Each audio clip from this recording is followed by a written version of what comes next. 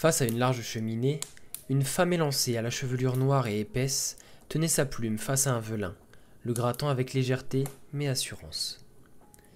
2761 après Saïdaï. Namioka. Père. Après quelques 36 années stationnées dans cette cité, je me dois d'aller expérimenter d'autres choses, ailleurs. Grâce à la recommandation au conseil de Hideharu, l'un de ses membres et maître de la guilde des architectes, j'ai pu consulter librement les archives impériales sous le couvert de recherches au sujet du patrimoine. J'ai eu ainsi accès aux ailes les plus anciennes et les plus reculées du bâtiment, dans lesquelles sont conservés les anciens documents administratifs, mais également politiques et militaires. Il n'y a peu ou pas de surveillants, étant donné qu'accéder à l'aile elle-même était un exploit pour les gens du commun.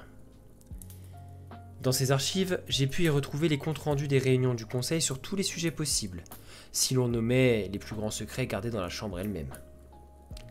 Le registre des armées, des flottes, des artisans, j'ai même la chance d'être tombé sur certains carnets d'identification avec des représentations des figures importantes de l'époque. En 200 ans, qui pourrait s'en rappeler? Cela me sera bien utile pour plus tard. J'en ai profité également pour brûler plusieurs documents compromettants sur ce qui semblait être des enquêtes menées sur des manipulations géopolitiques au moment de Saïdaï. Je ne souhaite en aucun cas être compromise pour si peu. Je pense me diriger vers le nord. Ce n'est pas très accueillant, mais au moins je serai plus à même de semer les potentiels curieux, et puis ce n'est pas encore l'hiver.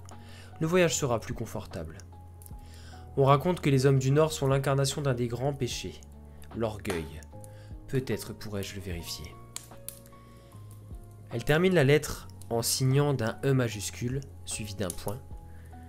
Suite à quoi, la jeune femme jette la lettre au feu, se tourne et alla rejoindre la sortie de l'aile sud des archives.